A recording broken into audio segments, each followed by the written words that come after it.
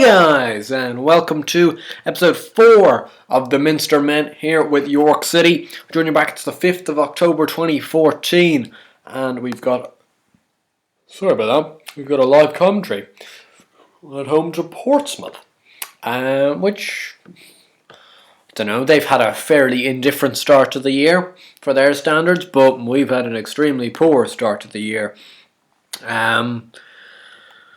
Yeah, so it's gonna be interesting. Since last episode, it's been a bit tough on us, I think, because the performances have improved, but the results haven't, which leaves us in a difficult position. Like these are the fixtures since last time. We've had the 4 games. As you can see, we've won 1 and lost 3, which isn't very good. First game was away at Burton, though, who were at the time unbeaten. And we really screwed this one up, in all honesty. We were 2-0 up after 14 minutes. Esteban Lopez scored a brace, actually, which I was delighted to see. And we had ourselves a cosy 2-0 lead after 14 minutes. But John Musinho in the 28th minute, Jacob Blythe also in the 28th minute, and then a Stuart Bevan brace after the break made it 4-2. And I'm just going to show you the Jacob Blythe goal, because this really just pissed me off. This came straight from the kickoff. So it had gone back to 2-1. I was thinking, like, Musinho's goal is actually quite a nice goal from him. But look at this. We get the ball. McComb, doesn't touch it well. Then it gets deflected. Burn. Oh my God. No, I'm going to show you that again, actually. Because, you might have blinked or something. And let's lower the speed just to really endure the... So McComb, heavy touch, then clears it off Bevan. Byrne tries to lay it back to Bobby Olejnik, and Blythe sneaks in. And Olejnik is beaten at his front post as well. What a... Oh, jeez. I was beyond words, really. That one was just a kick in the teeth, because we were 2-0 up, we were looking good, and then we fucked it up and lost the game 4-2. And we didn't get any point for our good effort in the first 15 minutes or something. It just didn't mean anything. But then it just all went mental. It all went mental at home to Luton, which it was exactly the team I wanted to go mental against, because I hate Luton. York have a thing in real life. They're a little bit tetchy with Luton, I suppose. When both of them were down in the conference, arguably they were probably the 2 biggest teams in the conference. Now Luton are a bigger team than York, but just about. But it was kind of the 2 big teams, Derby, and then especially when York beat Luton in the playoff final, Luton fans weren't exactly happy. But anyway, that's a different story. But we managed to trounce them, and I mean trounce them, 5-2. We suddenly, out of nowhere, scored 5 goals. Wes Fletcher returned in this game, and he bagged a brace. Ollie Lee scored his first for the club. Luke Summerfield was on debut, and he scored from the spot, so he scored on debut. And even Michael fucking Coulson scored. Like, things are going mental when he scores. Jayden Stockley and Paul Benson for them. The way the goals went was 1-0 to ourselves, 1-1, 2-1 ourselves, 3-1, 3-2, 4-2, 5-2. 5-2, when you look at the actual match stats, it was a little harsh on Luton. Like, we were the better team, we deserved to win the game. Probably not score 5 goals, but for once, and I do mean for once, we were clinical. 5 goals from 7 shots on target is a pretty decent return. But when you look at it, I wish we'd kind of shared them around a little bit, because we then played at home to Southend, only 4 days later, and it was back to typical York. We were completely shot shy. 3 shots on target from our 13. We had 3 clear-cut chances, didn't take any of them. It's just, it was head in hand stuff. We lost game 2-0. Jay Cassidy with a brace in the 49th and 65th minute gave Southend the win. Again, it was another tight game that we didn't take our chances, and yet they took theirs, and we end up paying the price with 0 points coming from the game. And it looks like 2-0 at home, 2-0 defeat at home looks a really very poor result. in hindsight, like the game could have finished 0-0 on another day, or we could have won it 2-0, but we aren't. And that's unfortunately been the story of this kind of first 10 games to the season. Have been all those sort of on the edge games, apart from the Cambridge game, have all gone against us. And this one was no exception, as we lost 3-2 away at Victoria Road, which I don't think, that's not the Dagenham Redbridge Stadium. One that might be on the game. It is called, I think, now the Dagenham and Redbridge Borough Stadium or something like that. Very original name, of course. We lost that game 3-2. Again, unlucky in this game. Again, tight. Now, we were 3 times behind. Ashley Hemmings gave them the lead in the 16th minute. Jake Hyde equalised in the 46th. Of course, that equaliser lasted all of 2 minutes before Abu Agogo made it 2-1 in the 48th minute. Then Fletcher equalised in the 69th minute. I was thinking happy days, 2 apiece. And then Akpo Saji scored 6 minutes after that in the 75th minute. And we couldn't get ourselves an equaliser for the 3rd time. And we lost the game 3-2. Very tight game. They had probably a chance or 2 more than us, and they certainly took them. We were better in this game though, because we only had probably 2 good chances in the whole game, and we did take both of them. But defensively, we were pretty poor in this game, and we were found wanting for the majority. Anyway, we've got Portsmouth today, who, as I said, have had an indifferent start themselves, but do find themselves in 12th. As for ourselves, we find ourselves in 22nd. Now, this game is, funnily enough, on the Sunday. I can't really see why. It's not on TV or anything. Of course, a League 2 game, like just a bog standard League 2 game like this, wouldn't be on TV. But we do have a game in hand then. So if we win today, we potentially could move ourselves up to 18th, actually, which I think would be pretty handy. A draw could get us up to 21st, and a loss will obviously keep us at 22nd. Cambridge have already sacked their manager. They've had the first manager casualty. They are managerless because of their poor start, just 6 points in 11 games. Hartlepool, they haven't sacked their manager just yet, but they've probably got a lot smaller expectations than a team like Cambridge do. At the top of the table, Shrewsbury have only lost once and have had a stunning start to the season. Burton have only lost once as well. They've had identical records, 6 wins, 4 draws and 1 defeat. Stevenage are, now I'll get this right, Stevenage are now the only unbeaten team in the division.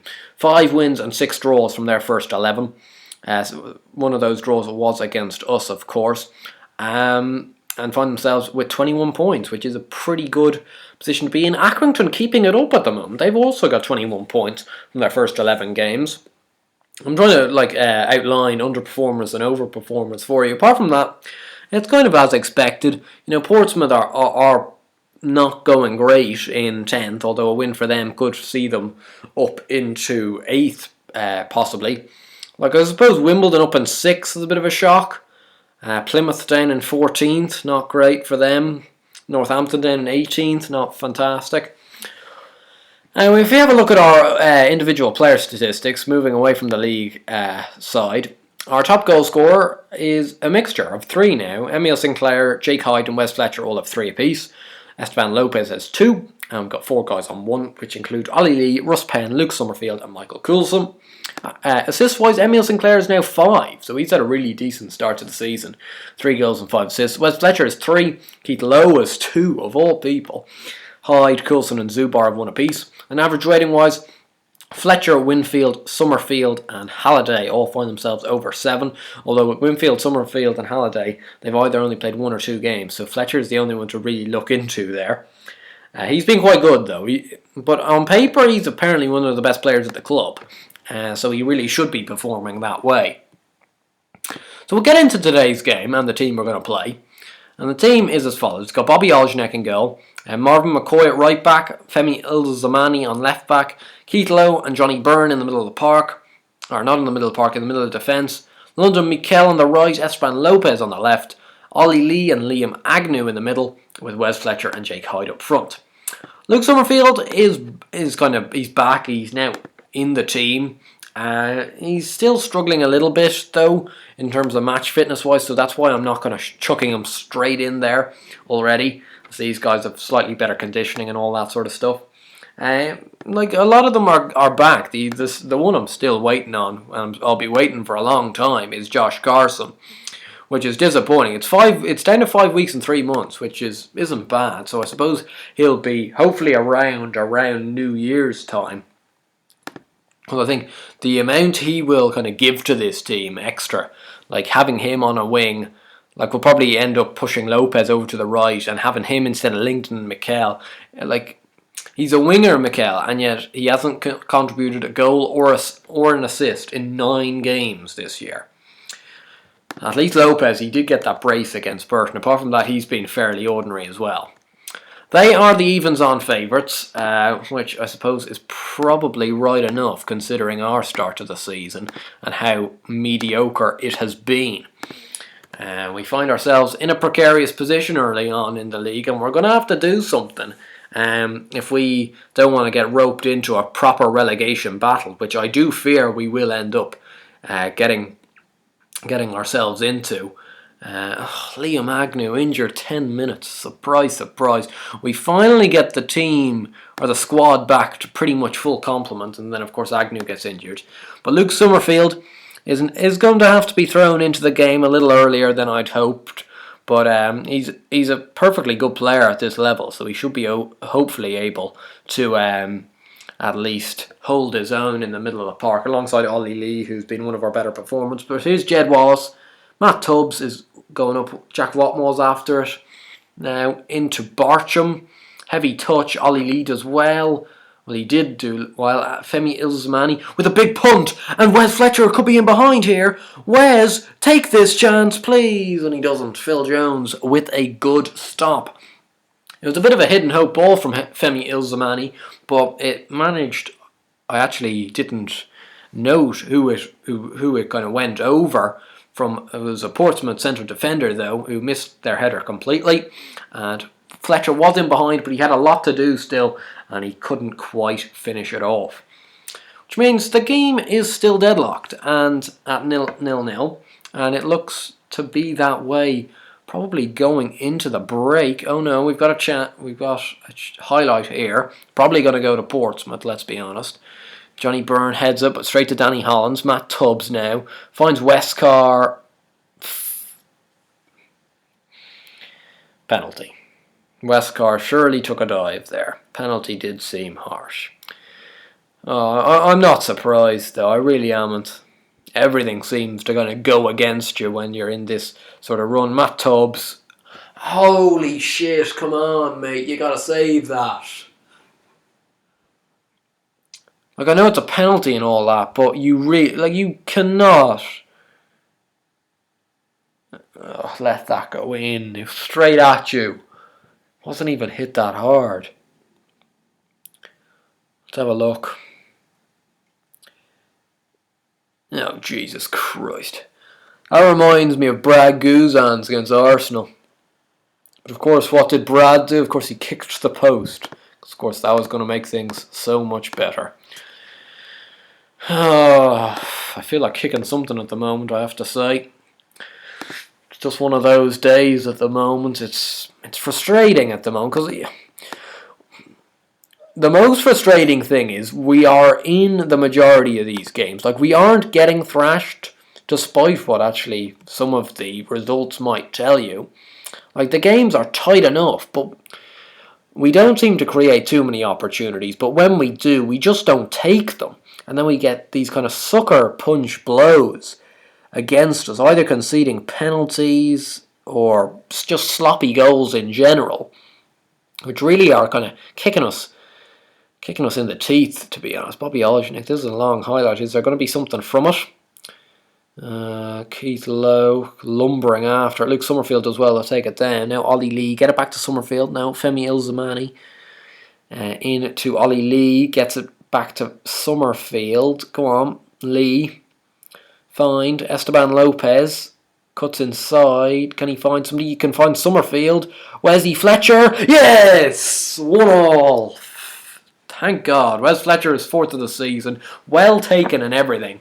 And it's 1 apiece now. And to be honest, like again, based on the match stats, I know in the end it comes down to who scores the most goals, but match stats also at least kind of set out what the game is like, and we do deserve to be level. And I think the York fans appreciate that goal. It's a good finish from Wes Fletcher, making up for the opportunity he missed earlier. It didn't even go down as a clear-cut chance because it was a shot outside the box. Here's Esteban Lopez. Put that ball in. And of course it gets cleared away. A poor enough ball from Esteban Lopez. But can he run it out to the wing? No, well, he was trying to. Johnny Byrne into Femi Ilzamani. A pretty direct ball up to Emile Sinclair, who does well to control that. Good ball in! Oh, yes! It's 2-1! What a ball from Emile Sinclair. A touch of quality. And Wes Fletcher has turned it around completely. 2 goals in 5 minutes, and we find ourselves leading against Portsmouth here. Sinclair with a great touch, and then a bullet ball in. That is top notch. And Fletcher's a bit lucky there because it hits the bar and then kind of deflects off Jones and back into the net. Like that could have easily gone down, I think, as a Jones own goal in my book. But I think Fletcher deserved it. He put enough. Oh, penalty! Whoa, this is turning around. Jack Watmore with a terrible tackle. And we've got our second penalty of the match now. And Wes Fletcher seems to be injured, though. So is he not going to be able to step up and take it? No, he isn't. But it's Lukey Summerfield. Yes! 3-1. Get in. Luke Summerfield, who has made such a difference since coming on. Wes Fletcher, unfortunately, had to go off. Well, he was on the sidelines. Hopefully he isn't injured because he's been one of our key players. I think that was the reason he didn't take the penalty, because he was actually unable to, despite him winning it. Summerfield, that's a good penalty. That is an exceptionally good penalty. And out of nowhere, we were 1-0 down at the break, and me kind of ruing over our bad luck. And just a decent first 15 minutes of this second half, and we find ourselves 3-1 up. Got to be careful, though, with a few of these guys and their fatigue, and I'll probably make a substitution now. Although we already have made 2s, that was the reason I was kind of reserving judgment a little longer. We're going to bring on Michael Coulson, I think, for Lyndon McKell, who hasn't really done anything, as per usual. Coulson, I think, adds a little bit, like he's more of a workman-like winger, but he does get the job done. He scores the occasional goal, but he'll give you a good 20 minutes at least. Danny Hollins finds McCallum. It's not really going anywhere for them, though, and Bobby Olejnik easily takes up the loose ball. Can he bunt it forward now? It's been like for a game that's ended up 3-1, there's been very little shots involved. McCallum there, it deflects off Summerfield, who couldn't quite get it under control. O'Sullivan out to Peters. McCallum, Hollins, no, Westcar, no, he's beaten Johnny Byrne far too easily, and a really, really crucial block there from Keith Lowe. That is a top block from him, and an important one at that. Oh, no, sorry, it was Johnny Byrne with the block, actually. It was Keith Lowe who got skinned, and Johnny Byrne with the block. So well done, Johnny, who seems to be having a really good game. 7.9 average rating at the moment. Hopefully we can just close this game out. Johnny, don't do anything stupid here. Yeah, just get it back to him. That's fine. They really haven't been very good, though, Portsmouth.